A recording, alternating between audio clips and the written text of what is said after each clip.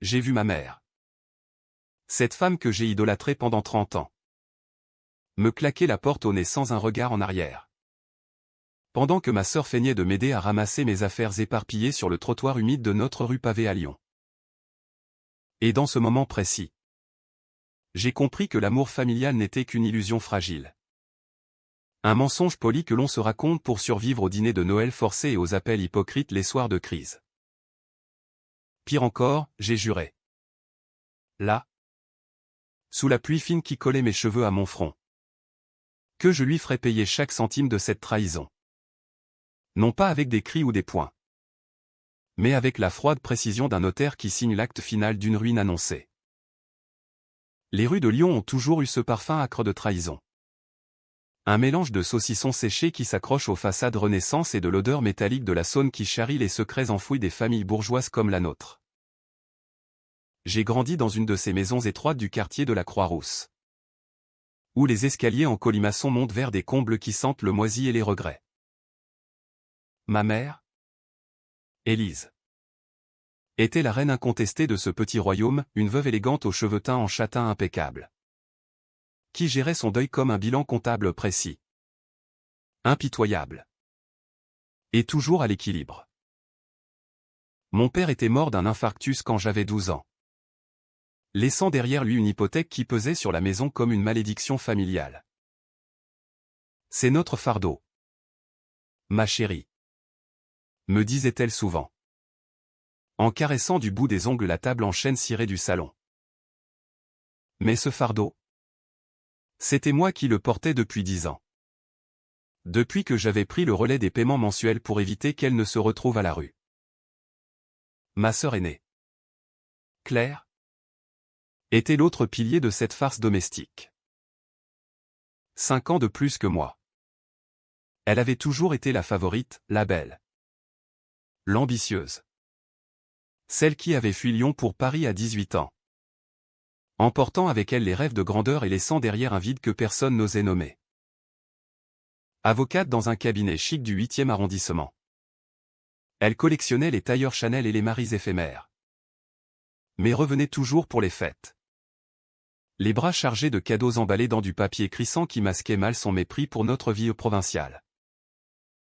Moi, Sophie, j'étais la fille invisible, infirmière à l'hôpital Édouard Herriot. Avec un salaire modeste qui filait droit vers la banque. Et un appartement minuscule au-dessus d'une boucherie où l'odeur de viande crue imprégnait mes draps. J'aimais ma routine. Ces silences prévisibles.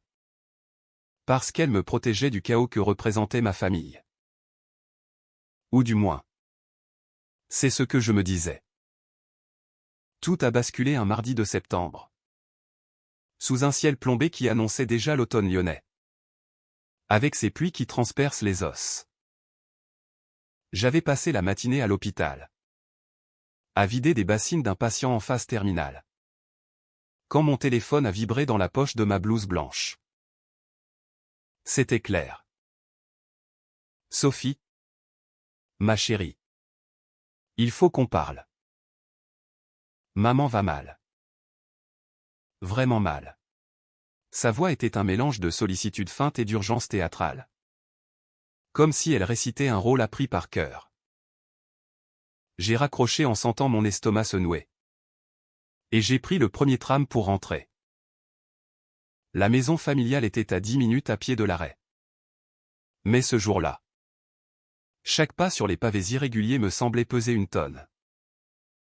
Quand j'ai poussé la grille en fer forgé, rouillée par les ans, j'ai vu la voiture de Claire garée devant, une berline noire lustrée qui jurait avec le jardin mal entretenu. Ses plates-bandes envahies par les mauvaises herbes. À l'intérieur, l'air était lourd. Chargé d'une odeur de thé trop infusé et de parfum capiteux, celui de Claire. Jasmin et vanille. Qui masquait tout le reste. Ma mère était assise dans son fauteuil Voltaire. Les mains croisées sur les genoux. Le visage pâle comme un linge lavé trop de fois. Assieds-toi. Sophie, a-t-elle dit d'une voix qui n'admettait pas de réplique. Claire était debout près de la cheminée. Un dossier cartonné sous le bras. Son tailleur gris perle impeccable contrastant avec ma tenue froissée d'infirmière. « Qu'est-ce qui se passe ?» ai-je demandé. En m'asseyant sur le bord du canapé usé.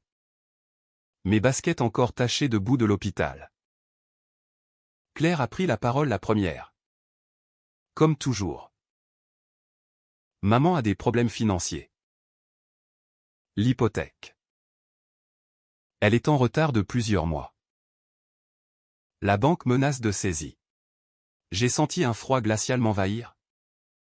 Malgré la chaleur étouffante de la pièce. L'hypothèque. Ce mot était un fantôme dans notre maison depuis la mort de papa. J'avais refinancé le prêt il y a 5 ans. À mon nom. Pour alléger le fardeau de maman. Chaque mois.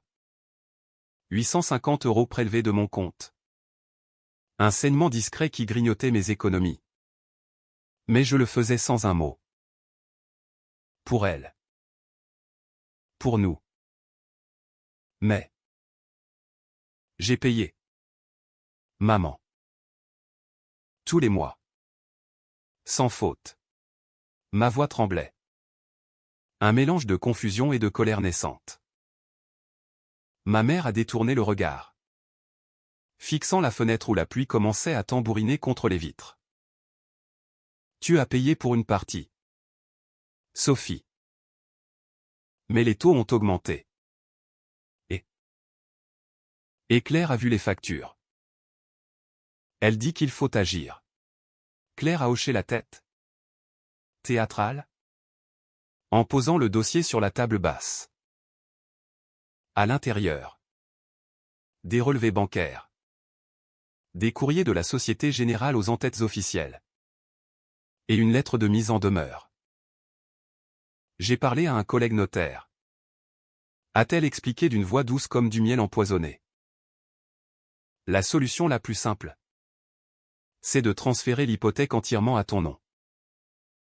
Tu gagnes un salaire stable. Sophie. Et tu vis seule. Maman ne pourrait pas supporter la pression. J'ai ri. Un rire nerveux qui a résonné comme un éclat de verre brisé dans le silence. Transférer? Mais c'est déjà à mon nom. J'ai tout pris en charge il y a 5 ans. Pour te protéger. Maman. Les mots sortaient malgré moi.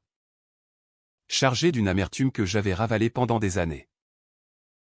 Claire a échangé un regard avec ma mère.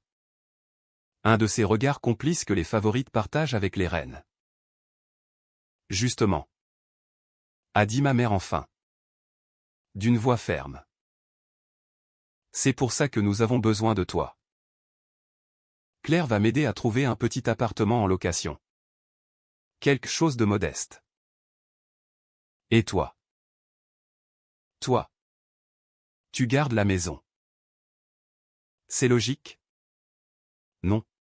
Tu y vis déjà la moitié du temps. Logique.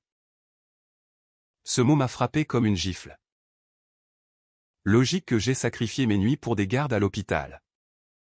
Que j'ai renoncé à des voyages avec des amis. Que j'ai même annulé un rendez-vous galant il y a 2 ans parce que le mois était serré. Logique que je paie pour une maison où je n'avais même pas de chambre attitrée ou mon ancienne pièce d'adolescente transformée en buanderie. Et maintenant. Logique que je me noie sous les dettes pendant qu'elle tramait dans mon dos. Vous. Vous avez tout planifié sans moi, ai-je murmuré. Sentant les larmes monter. Chaude et inutile. Claire s'est approchée. Posant une main sur mon épaule, un geste censé être réconfortant. Mais qui pesait comme du plomb. C'est pour le bien de maman. Sophie. Elle n'a plus la force. Et moi.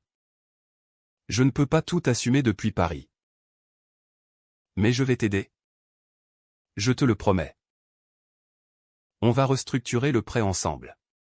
Son sourire était parfait. Dentition hollywoodienne sous le rouge à lèvres mat.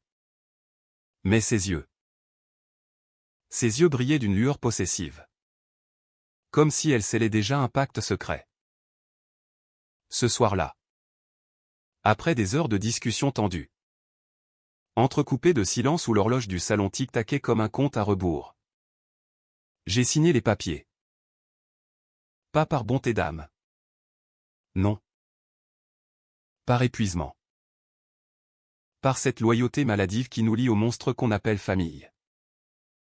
Claire est repartie pour Paris le lendemain, promettant un appel dès que possible pour finaliser l'aide. Ma mère m'a serré dans ses bras. Un geste raide et fugace. Tu es une bonne fille. Sophie. La meilleure. Et moi. Je suis resté là. Dans la cuisine qui sentait le café froid. À fixer le calendrier mural où les jours à venir étaient marqués d'un trait rouge, échéance. Les semaines suivantes ont filé comme un mauvais rêve éveillé. Les paiements s'alourdissaient. Les 850 € grimpant à 950 avec les nouveaux taux d'intérêt. À l'hôpital. Mes collègues remarquaient mes cernes. Mes erreurs rares sur les dosages de morphine. Prends des vacances. Sophie. Me conseillait-on. Mais comment? La maison avalait tout. Et Claire?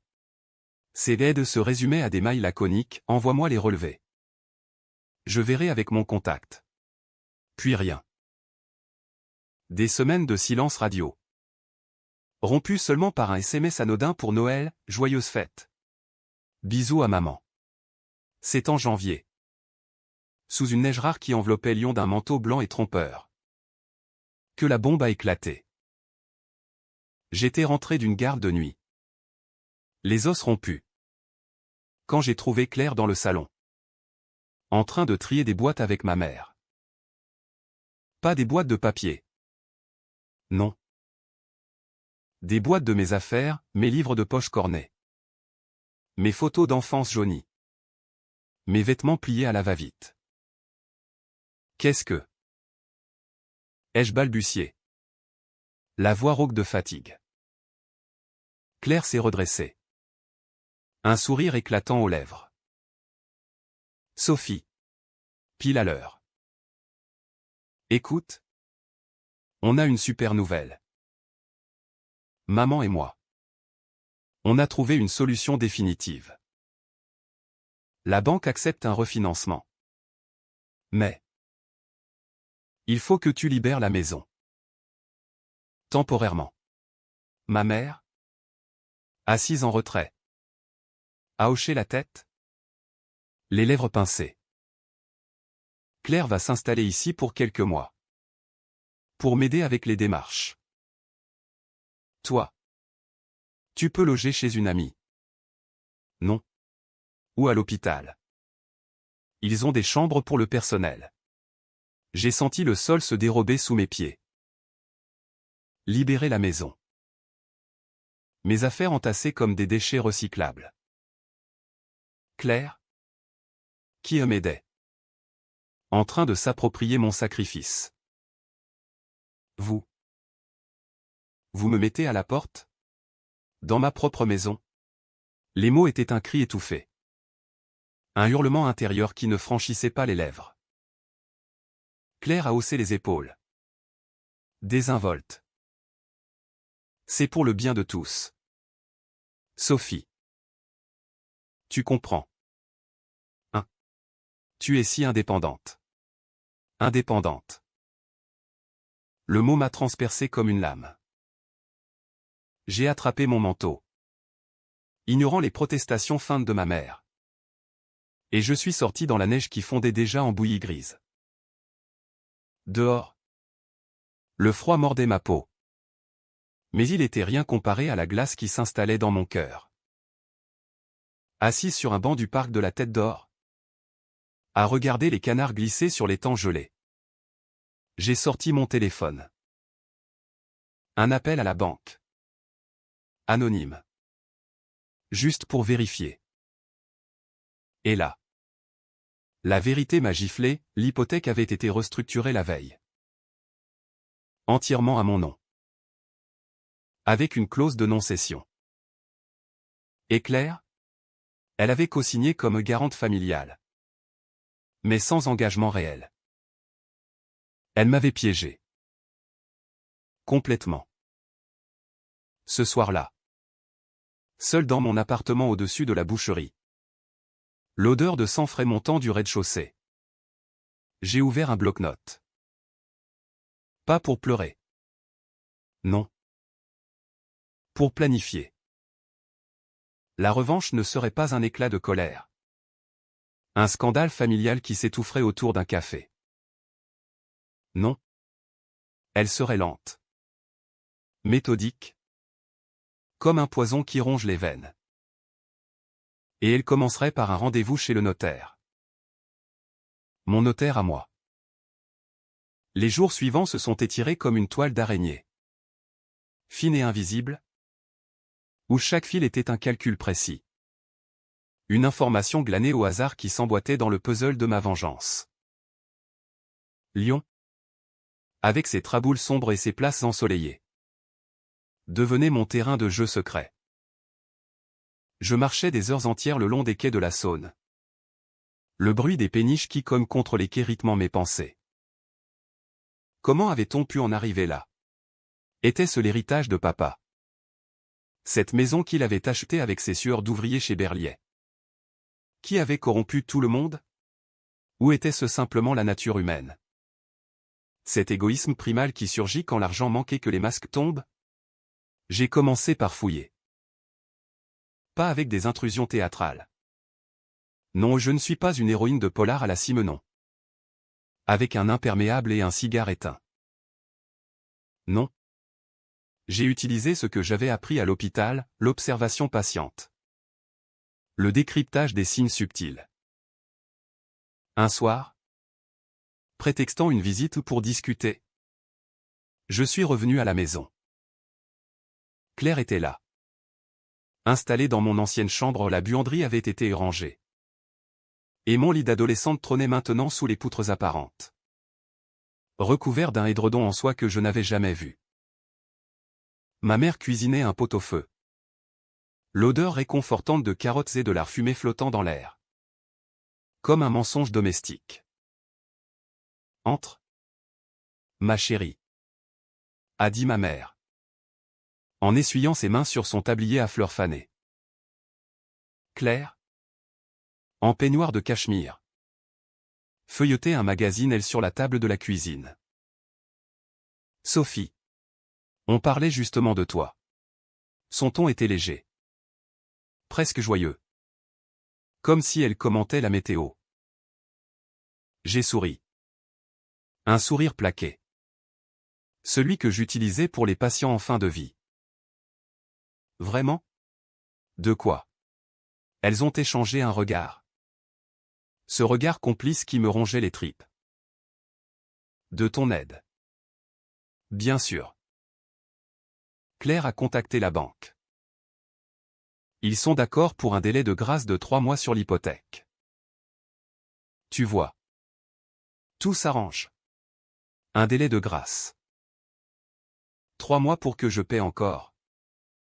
Pendant qu'elle s'installait confortablement. J'ai hoché la tête, feignant la gratitude. Et j'ai sorti une bouteille de Côte-du-Rhône que j'avais achetée en chemin à un petit mensonge pour graisser les rouages. Le dîner s'est déroulé dans une normalité factice, rire forcé sur les anecdotes de Claire à Paris.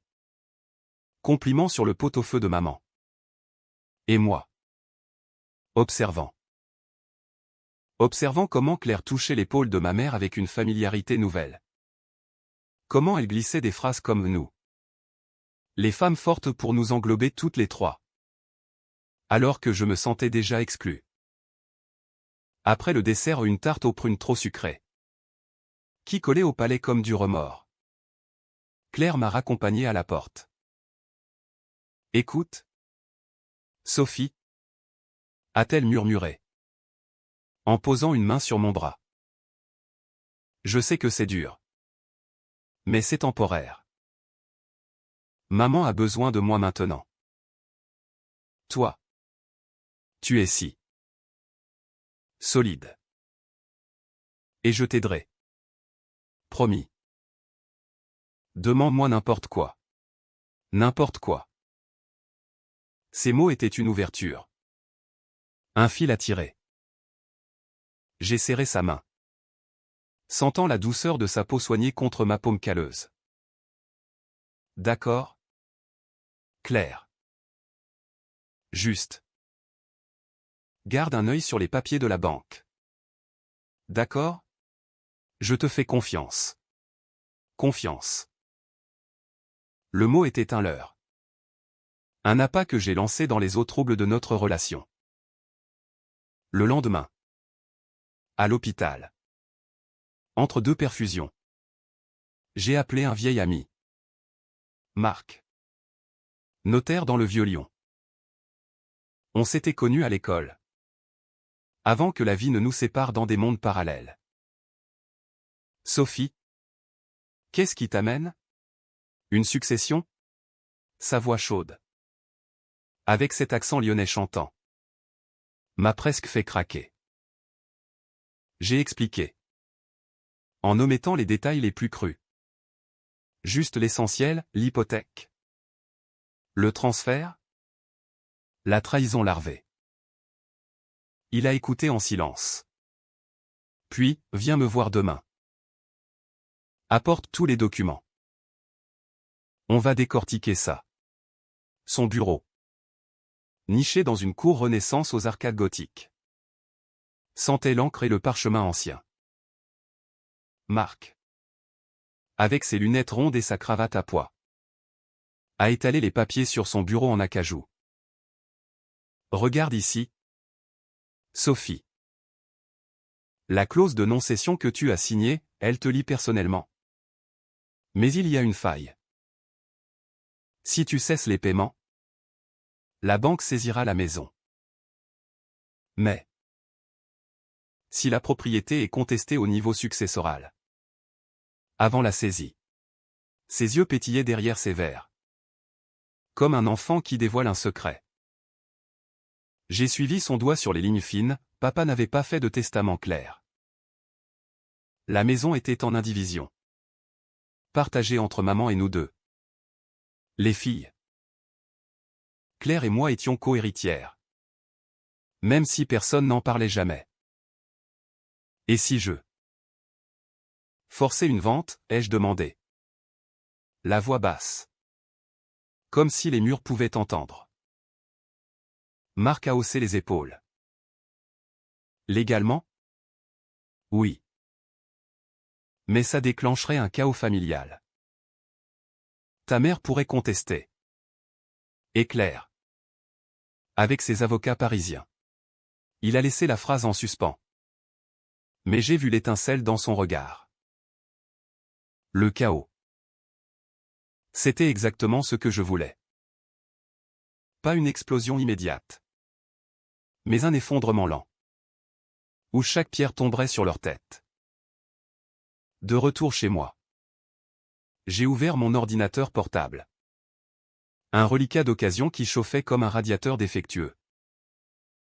J'ai cherché des forums en ligne, pas les sites glamour de finance. Non. Les recoins sombres de Reddit français. Les threads anonymes sur famille toxique et vengeance légale. Des histoires similaires, des enfants spoliés. Des parents ingrats qui se retrouvent nus devant le tribunal. Une idée a émergé. Simple et cruelle, ne plus payer. Laisser l'hypothèque s'accumuler. Les intérêts gonflés comme une tumeur. Mais pour que ça frappe fort, il fallait que Claire soit impliquée. Profondément. Le lendemain. J'ai envoyé un mail à Claire. Copié à ma mère, chérie. J'ai besoin de ton aide pour de bon. La banque me harcèle. Peux-tu co-signer un avenant au prêt? Juste pour montrer que la famille est solidaire. Je joins le formulaire. Le document était réel. Téléchargé du site de la banque. Mais avec une petite modification à un détail que seul un notaire comme Marc pouvait repérer, une clause qui la rendait co-emprunteuse à part entière. Sans limite. Claire a répondu en 1 heure, bien sûr. Ma Sophie. Je signe et je renvoie. Bisous. Avec scan joint. Elle avait mordu à l'hameçon, signant de son élégante cursive numérique. Sans lire les lignes fines. Je n'ai pas ri. Pas encore. Au lieu de ça, j'ai versé un verre de vin à un Beaujolais primeur. Fruité et léger. Pour masquer l'amertume. Et j'ai attendu. Les semaines passèrent. Marquées par des visites sporadiques à la maison. Claire s'était installée pour de bon. Transformant le salon en bureau improvisé avec son MacBook et des piles de dossiers Lego. Ma mère rayonnait. Regonflée par cette présence protectrice. Moi. Je jouais mon rôle, la fille dévouée qui apporte des gâteaux de la boulangerie du coin. Qui écoute les plaintes sur les factures qui montent. Mais intérieurement, je comptais les jours. 30. 60. À la banque, les rappels arrivaient. D'abord polis. Puis insistants.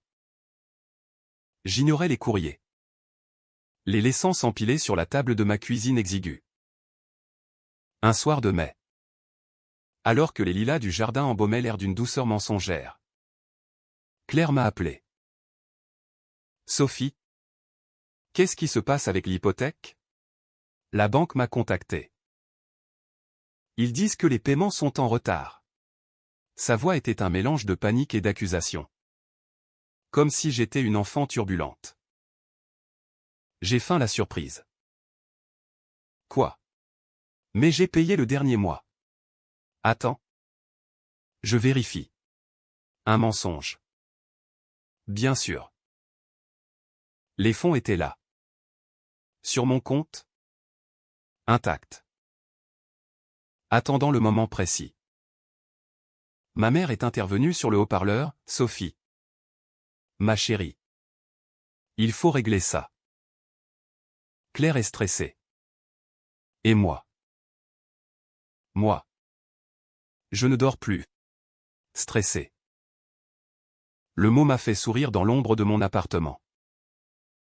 Claire? L'invulnérable. Stressée par un bout de papier qu'elle avait signé sans lire. D'accord? Ai-je dit d'une voix calme. Organisons un rendez-vous à la banque. Toutes les trois. Vendredi prochain. Le vendredi arriva sous un soleil timide, qui filtrait à travers les vitres sales de l'agence de la Société Générale. Rue de la République. L'agent? Un homme bedonnant aux lunettes bifocales nommé Monsieur Duval. Nous a reçus dans un bureau exigu qui puait le café soluble et la bureaucratie. Claire? En tailleur pantalon impeccable. Parlait le jargon comme une pro, amortissement. Taux variable.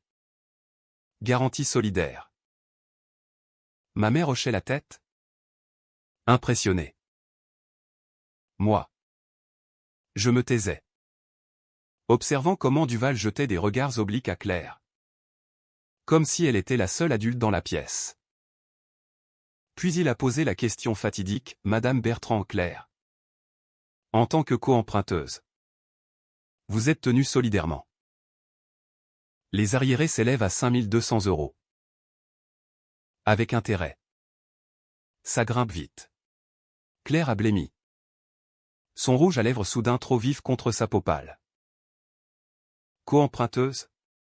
Mais. Je n'ai signé que comme garante. Duval a poussé les papiers vers elle. Le formulaire que j'avais modifié en réalité. Marc l'avait validé comme légal. Une astuce dans la formulation. C'est ce que dit le contrat. Madame. Signé de votre main. Le silence qui a suivi était électrique. Chargé de la foudre qui précède l'orage. Ma mère a tourné vers moi un regard accusateur, Sophie. Qu'as-tu fait? J'ai haussé les épaules.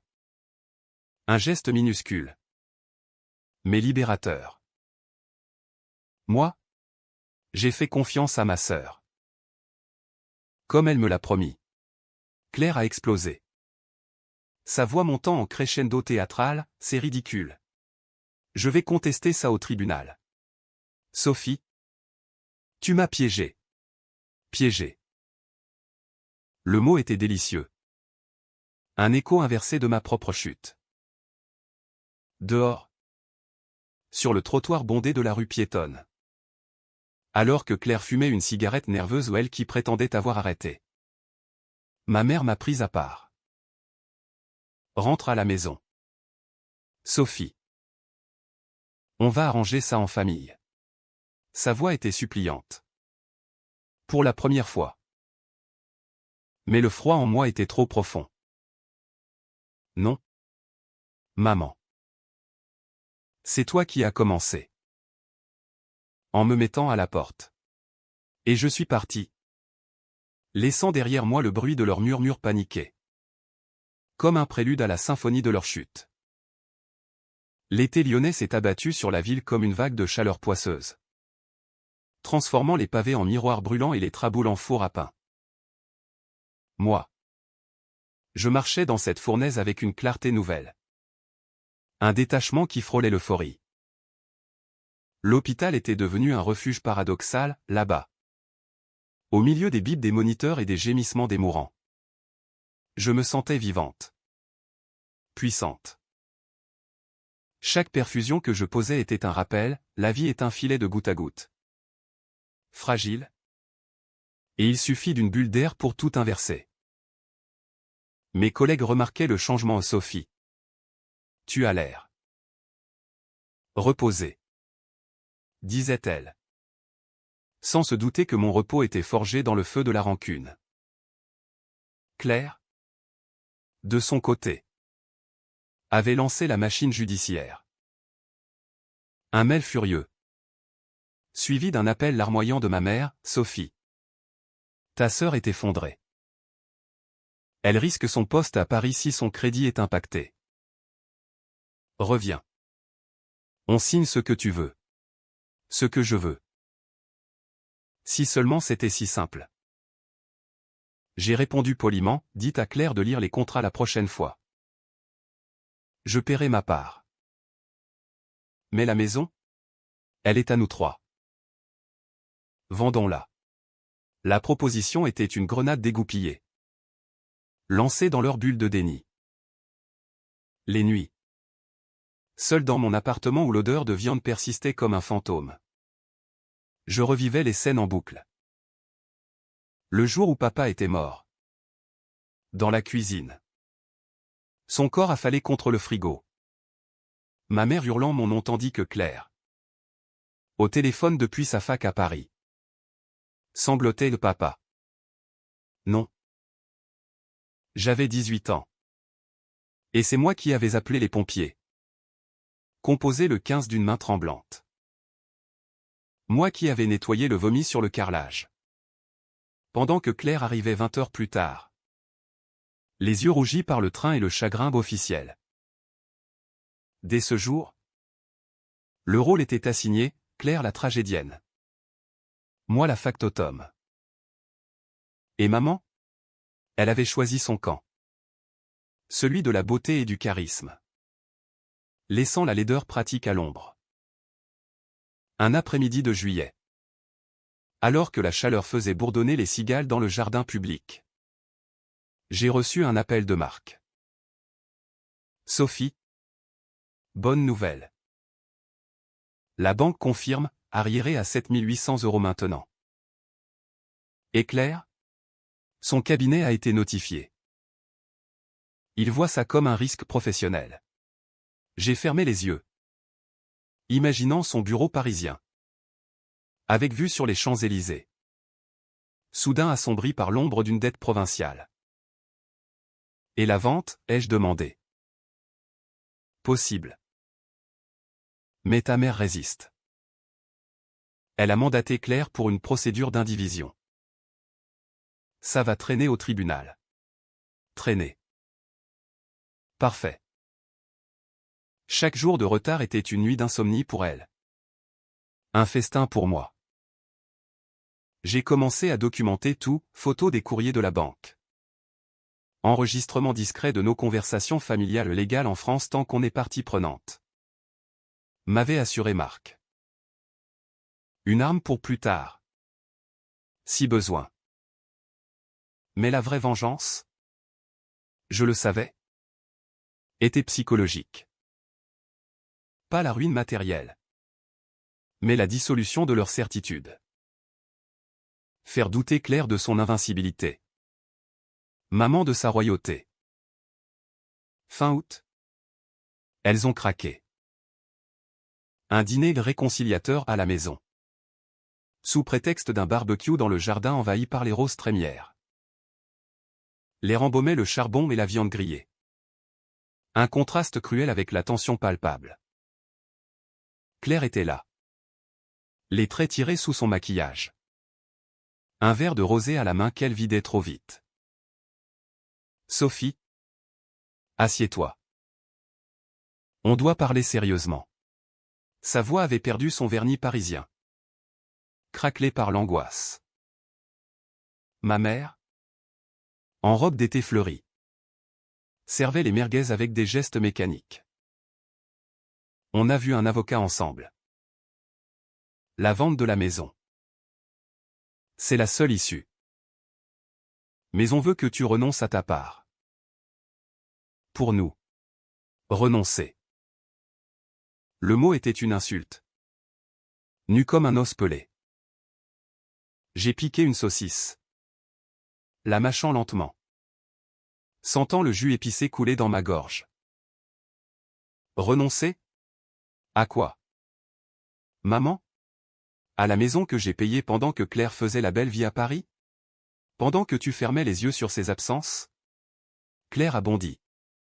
Renversant presque son verre. C'est injuste. J'ai toujours aidé. À ma façon. Les conseils. Les contacts. Et toi? Tu nous punis pour une erreur administrative. Erreur administrative. J'ai ri.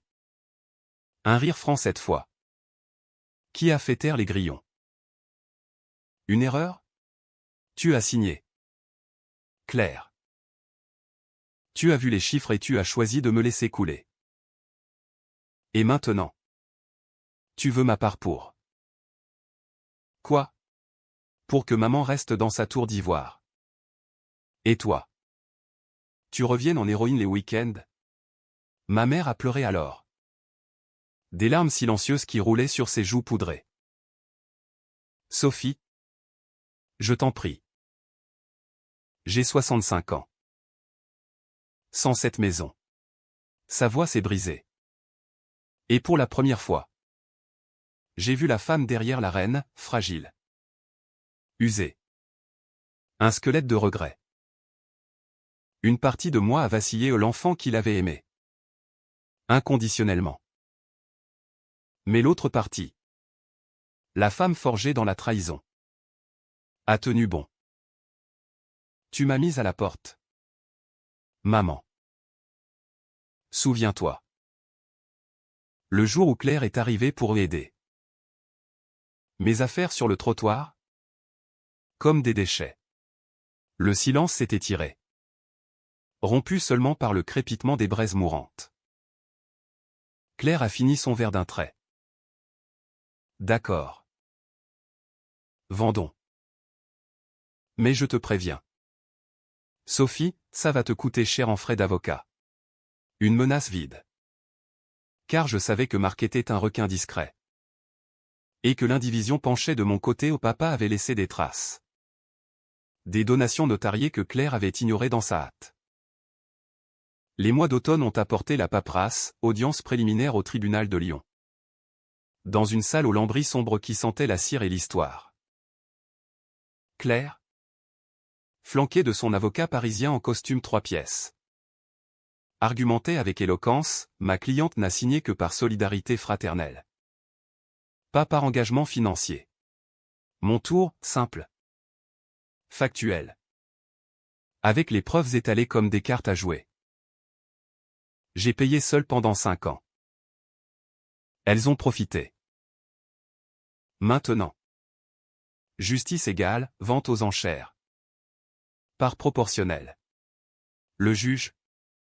Une femme aux cheveux grisonnants et au regard perçant. A ajourné pour délibérer. Dehors. Sous la pluie fine d'octobre. Claire m'a barré le chemin. Tu nous détestes à ce point. Ses yeux. Rougis par la fatigue. Cherchait une faille. J'ai soutenu son regard. Non. Claire. Je me respecte. Enfin. Et je suis parti. Laissant sa silhouette se fondre dans la foule des passants. Un fantôme de l'ancienne favorite. À l'hôpital. Les nuits de garde étaient devenues des veillées solitaires. Un patient. Un vieil ouvrier comme papa. M'a prise à confesse un soir, la famille. C'est comme le cancer? Mademoiselle. Ça ronge de l'intérieur si on le laisse faire. Ces mots ont résonné. Un écho à ma propre métastase émotionnelle. J'ai augmenté sa dose de morphine. Doucement. Et j'ai pensé, oui. Mais on peut l'opérer. L'exciser. Noël approchait. Avec ses guirlandes criardes dans les vitrines de la rue Victor Hugo. Pas d'invitation cette année. Juste un carton de la banque, saisie imminente sinon paiement. J'ai souri. En versant un chocolat chaud dans ma tasse ébréchée. Le piège se refermait. L'hiver s'est installé à Lyon comme un amant jaloux. Enveloppant la ville d'un manteau de givre qui craquelait sous les pas pressés des Lyonnais. Les lumières de la fête des Lumières illuminaient les façades haussmanniennes. Projetant des ombres dansantes sur les murs de la maison familiale. Mais à l'intérieur. C'était le noir absolu. La nouvelle était tombée mi-décembre, le tribunal avait ordonné la vente aux enchères de la propriété. Parts égales pour les 3 héritières. Claire avait fait appel. Bien sûr. Mobilisant ses contacts parisiens pour un recours en urgence. Mais le juge avait été clair, l'indivision n'est pas un bouclier contre les dettes accumulées. Ma part un tiers de la somme nette après hypothèque me rendrait presque solvable. Pour elle, c'était la ruine, maman perdait son refuge. Claire son investissement sentimental. Les appels ont commencé alors. Un harcèlement inverse qui m'emplissait d'une satisfaction amère. D'abord ma mère. La voix chevrotante au téléphone, Sophie. C'est Noël. Reviens. On peut encore annuler. Trouver un accord à l'amiable. Accord à l'amiable. Comme si des mots pouvaient effacer les nuits passées à calculer des fins de mois. Les matins où je me réveillais avec le goût de la défaite. Non. Maman. C'est trop tard pour les Noëls chaleureux. Puis Claire. Plus rusée. Alternant menaces et supplications, tu vas nous détruire. Sophie. Maman pourrait faire une dépression. Et moi.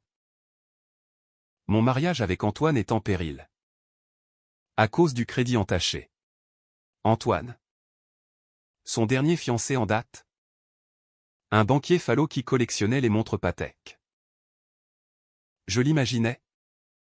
Lisant les rapports de crédit. Fronçant les sourcils sur risque familial élevé. J'ai bloqué les numéros. Mais pas avant d'enregistrer les messages. Marc les avait écoutés. Hochant la tête avec un sourire en coin, preuve supplémentaire. Si besoin. Mais c'est presque plié. Presque. Le mot me hantait.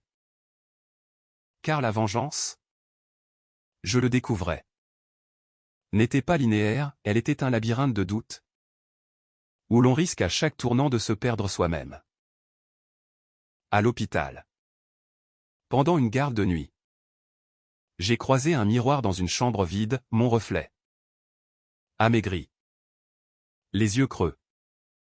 Mais avec une lueur nouvelle au pas de la joie. Non. Mais de la clarté. J'étais en train de me venger. Oui. Mais à quel prix? Les patients me semblaient plus vulnérables soudain. Leur plainte un écho aux miennes enfouies. Janvier a apporté la neige. Épaisse et silencieuse. Qui isolait la maison comme un cocon de glace. J'ai reçu une lettre manuscrite de ma mère, une première depuis des années. L'écriture tremblante. Sur du papier à lettres parfumées à la lavande, ma fille chérie. Je ne te reconnais plus. Cette colère te ronge. Comme elle m'a rongé après ton père. Rappelle-toi les dimanches à la campagne. Les tartes aux pommes qu'on faisait ensemble. Pardonne-moi. Viens.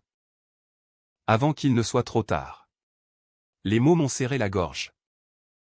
Un nœud de souvenirs doux amers, les après-midi dans la cuisine. La farine sur nos tabliers. Ses rires quand je ratais la pâte. Mais sous ces lignes. Je lisais la manipulation. La même que quand elle m'avait fait signer l'hypothèque, l'appel à la culpabilité. L'arme des faibles. J'ai répondu par un mail sec, les tartes ne paient pas les factures. Maman. Vends la maison. C'est justice. Et j'ai effacé la lettre. Mais pas l'odeur de la vente qui s'attardait sur mes doigts. Claire. Elle. Contre-attaquée par avocat interposé, une mise en demeure pour abus de droit. Arguant que j'avais intentionnellement omis les paiements pour forcer la vente. Ridicule. Marc Harry au téléphone, ça ne tiendra pas. Tu as les preuves de tes virements antérieurs. Et sa signature sur le co-emprunt? C'est du béton. Les enchères étaient fixées pour fin février. Dans une salle anonyme du tribunal. Avec ses chaises en plastique dur et son odeur de désinfectant. J'y suis allé seul. Emmitouflé dans un manteau trop grand hérité de papa. Le cœur battant comme un tambour de carnaval. Une vingtaine de personnes, des investisseurs au costume terne. Un couple de retraités cherchant une pierre de touche lyonnaise. Claire et ma mère n'étaient pas là au trop douloureux. Avait expliqué l'avocat. À la place. Un huissier bedonnant lisait les clauses d'une voix monotone, prix de départ, 180 000 euros. Sous réserve de l'hypothèque de 120 000. Les offres ont fusé. Sporadique au début. Puis frénétique. À 210 000. Un promoteur immobilier a emporté le lot. Son marteau tombant comme une guillotine. Dehors. Sous un ciel gris perle. J'ai allumé une cigarette, ma première depuis l'adolescence. Aspirant la fumée âcre qui brûlait les poumons. La part nette, environ 30 000 euros pour chacune. Pas une fortune. Mais assez pour racheter ma liberté. J'ai imaginé ma mère. Apprenant la nouvelle, son visage se décomposant. Ses mains cherchant un appui sur le dossier du fauteuil Voltaire. Claire. À Paris. Composant mon numéro pour supplier une fois de plus. L'appel est venu le soir même. De Claire. C'est fait. La maison est vendue. Maman est effondrée. Elle veut te voir. Sa voix était plate. Vidée de son arrogance. J'ai hésité. Pour la première fois depuis des mois. Où? À l'hôpital. Elle a fait une crise d'angoisse. Il la garde en observation. L'hôpital. Mon territoire. Ironie cruelle. Je suis arrivé à Édouard Herriot sous la pluie battante. Les couloirs fluorescents bourdonnant de l'activité familière. Ma mère était dans une chambre individuelle. Pâle sous les néons. Un masque à oxygène sur le nez. Claire veillait. Les yeux gonflés. Sophie, a murmuré ma mère en me voyant. Tendant une main veineuse. J'ai pris cette main. Sentant la fragilité des os. Comme du verre filé. Pourquoi? Pourquoi nous faire ça? Ses yeux, voilés par les larmes, cherchaient une réponse que je n'avais pas. Parce que vous m'avez trahi. Maman. Toi et Claire. Vous avez pris tout ce que j'avais donné. Sans un merci. Les mots sortaient bas. Un filet de voix dans le bip régulier du moniteur.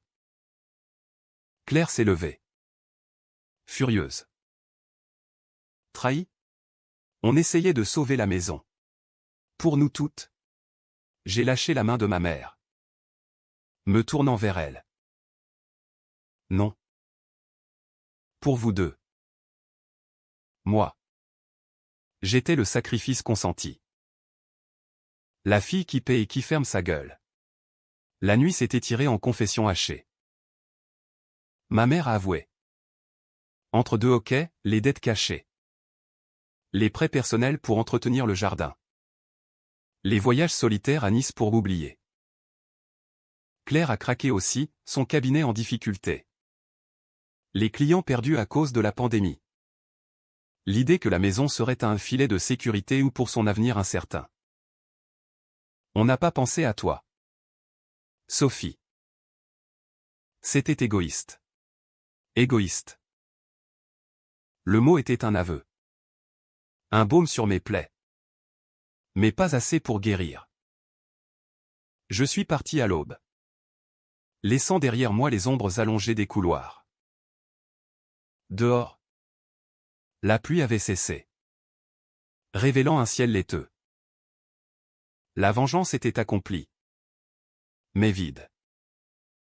Comme un plat trop épicé. Qui laisse un arrière-goût de cendre. Le printemps a déferlé sur Lyon avec une violence douce. Les cerisiers du parc de la Tête d'Or explosant en nuages roses qui jonchaient les allées d'une confetti éphémère. La vente de la maison avait libéré un poids tangible, mon compte en banque gonflé de 30 000 €. Assez pour un apport sur un petit appartement dans le quartier de Guillotière. Avec vue sur la Confluence et ses grues modernistes. J'y ai emménagé fin mars. Entre deux gardes. Entouré de cartons anonymes et d'un silence choisi. Plus d'odeur de viande en bas. Juste le murmure de la Saône et le klaxon distant des péniches. Liberté. Enfin. Mais la vraie liberté. Je le réalisais. N'efface pas les cicatrices, elle les expose à la lumière crue. Ma mère est sortie de l'hôpital une semaine après les enchères. Hébergée temporairement chez une cousine à Villeurbanne. Claire avait loué un studio meublé près de Perrache pour superviser les démarches. Mais ces mails étaient devenus sporadiques, des mises à jour laconiques sur les frais de notaire. Des excuses larmoyantes pour le mal qu'on t'a fait. Elle avait rompu avec Antoine, il ne supportait pas le scandale. Avait-elle écrit? Une petite victoire collatérale. Qui m'a arraché un sourire en pliant mes draps neufs. À l'hôpital. La routine avait repris. Mais altérée. Je gérais les crises avec une assurance nouvelle. Dosant les antalgiques comme des actes de justice mesurés. Une collègue. Isabelle m'avait prise à part un midi. À la cafétéria qui puait le réchauffer, Sophie. Tu rayonnes. C'est quoi ton secret? Un amant? J'ai ri. En remuant mon thé trop sucré. Non. Juste. J'ai réglé un vieux compte. Elle n'a pas insisté. Mais ses yeux curieux m'ont rappelé que la vengeance laisse des traces visibles. Comme une échymose qui vire au jaune. Les week-ends. Je marchais seul le long des berges. Observant les familles pique-niquer. Leur rire un contraste avec le vide en moi. Était-ce de la culpabilité? Peut-être. La nuit où ma mère avait pleuré dans sa chambre d'hôpital. Ses aveux hachés sur les dettes secrètes. Avaient planté une graine de doute. Avais-je poussé trop loin? Marc. Lors d'un café au Café des Fédérations.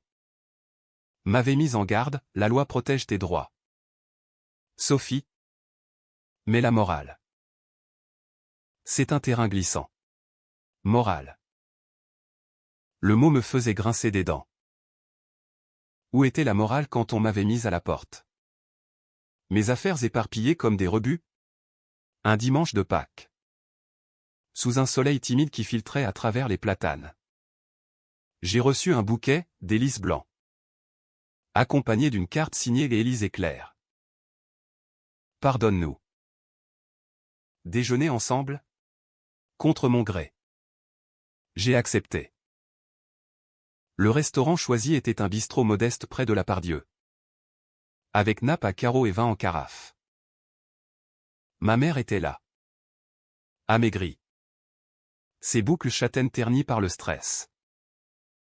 Claire, en jean et pull cachemire, avait perdu son éclat parisien des cernes profonds. Un sourire forcé. On a commandé des salades niçoises. Fade et correcte. En évitant les silences trop lourds.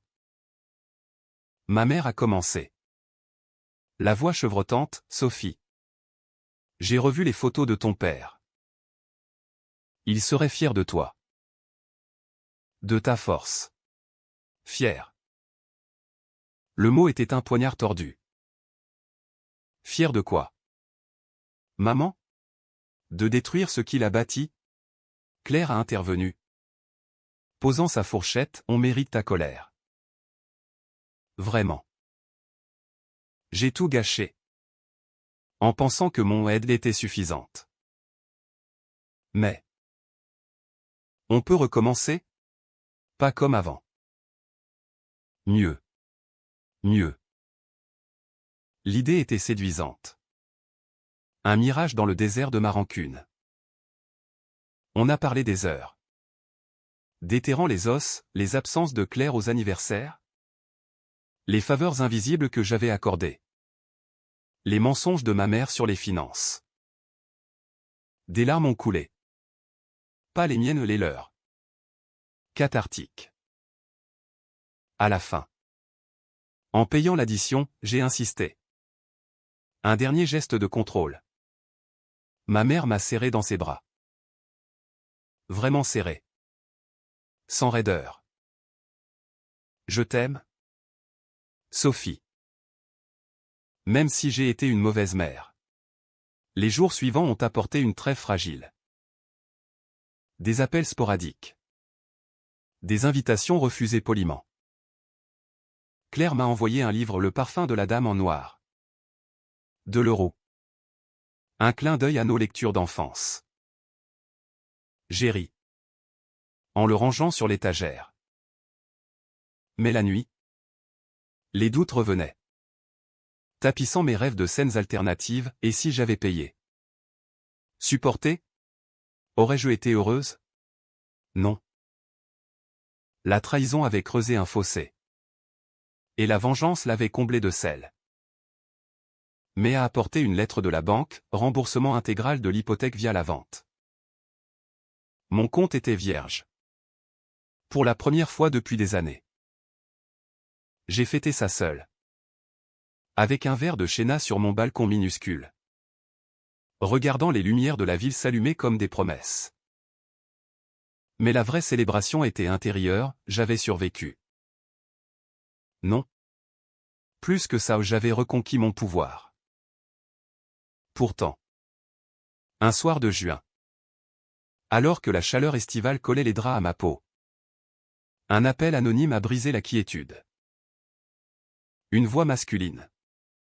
Hésitante, Mademoiselle Bertrand? C'est Duval?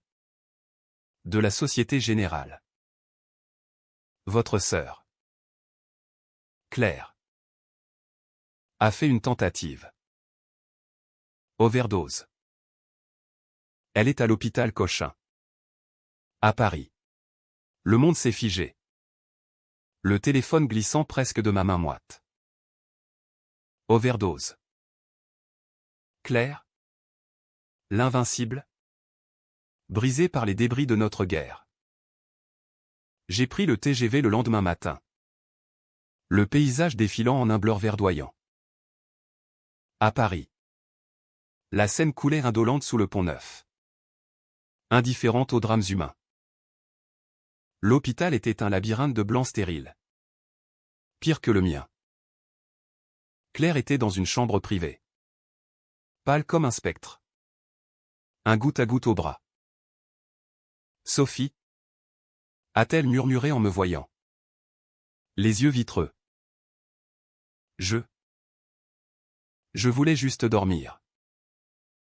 Oublier la maison. La dette. Tout. J'ai pris sa main. Froide et frêle.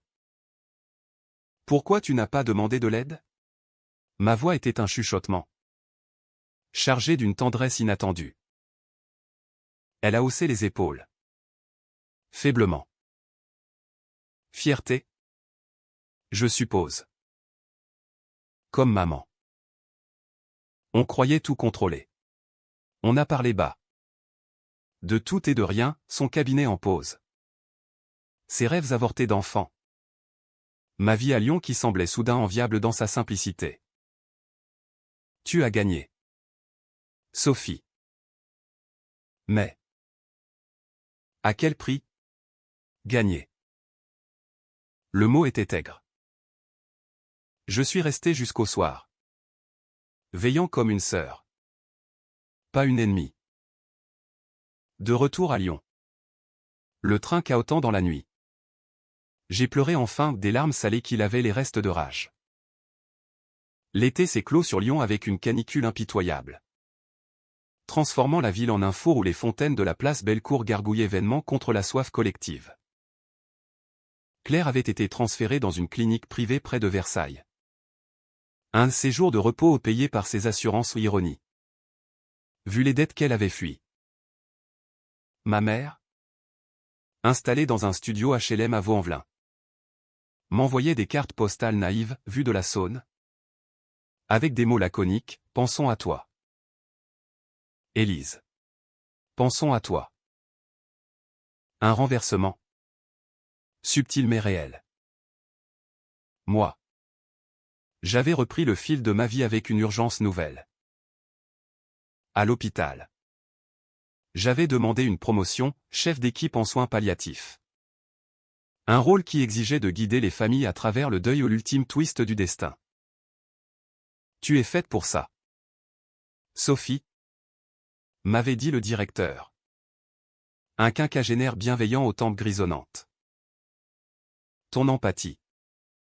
Ta résilience. Empathie. Le mot m'avait fait sourire intérieurement. J'en avais. Oui.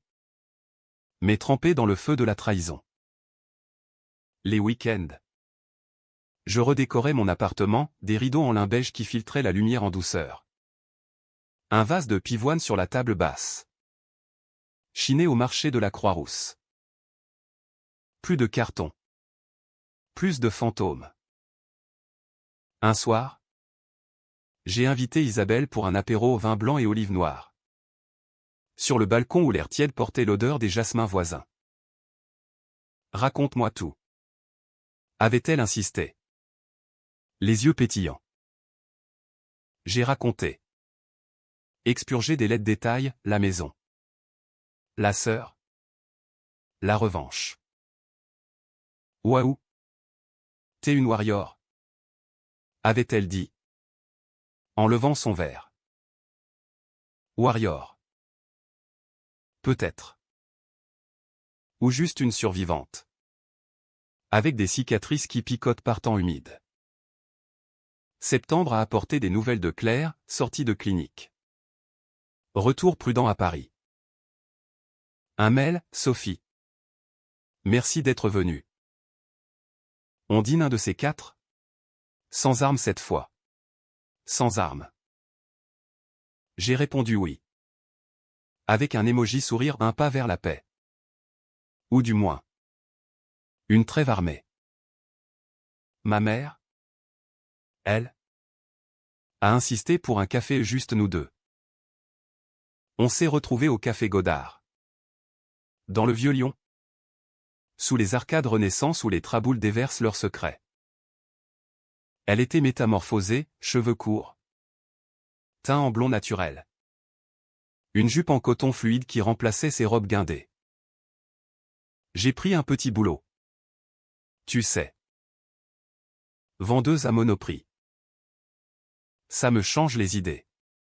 Vendeuse. L'idée de marraine derrière un caisse enregistreuse m'a presque fait rire. Et toi? Ma chérie? Heureuse? Heureuse.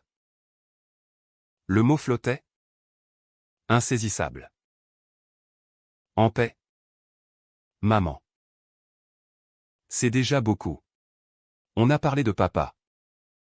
Vraiment, ces blagues nulles. Ces mains calleuses qui réparaient tout. Des souvenirs non empoisonnés. Pour une fois. À la fin. Elle m'a tendu une enveloppe, ta part des meubles.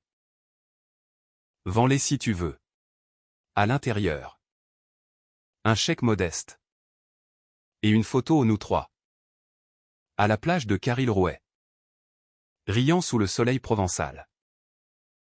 J'ai rangé la photo dans mon portefeuille. Le chèque dans ma poche. Les mois d'automne ont filé. Rythmés par des visites sporadiques, un dîner chez ma mère. Avec des quenelles maison trop salées, un appel de Claire pour son anniversaire. Sa voix plus légère. Parlant d'un nouveau projet, un blog sur la résilience familiale. Résilience. On en riait. Doucement. De ce mot galvaudé qui masquait nos fractures.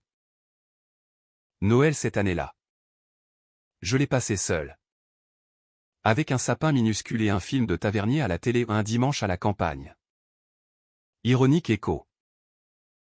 Mais le lendemain. Un coup de fil, viens. Sophie.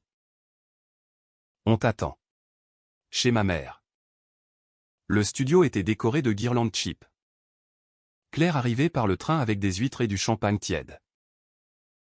On a trinqué maladroitement. Évitant les sujets minés. À nous? A dit ma mère. Les yeux humides. À nous. Pas parfait? Mais réel. Aujourd'hui. Décembre encore. Un an après le chaos. Je marche sur les quais gelés. Le froid mord dans mes joues. La maison familiale n'existe plus rasée pour un immeuble de bureau. Paraît-il. Claire appelle plus souvent. Partageant ses doutes de trentenaire, ma mère. Plus humble. Demande des conseils sur ses factures. Moi? J'ai un amant occasionnel. Un médecin urgentiste aux yeux verts. Et des projets, un voyage à Lisbonne. Seul. Pour goûter le fado et les pastéis de nata. La vengeance m'a libéré. Mais elle m'a aussi enseigné, l'amour familial n'est pas un droit. Mais un choix quotidien. Fragile comme une bulle de savon. J'ai choisi de pardonner. Non par faiblesse. Mais par force parce que haïr éternellement est une prison plus étroite que n'importe quelle dette. Et si elle me trahisse à nouveau? Eh bien. J'ai appris à me lever. À signer mes propres contrats. Avec le cœur clair. Et les yeux grands ouverts.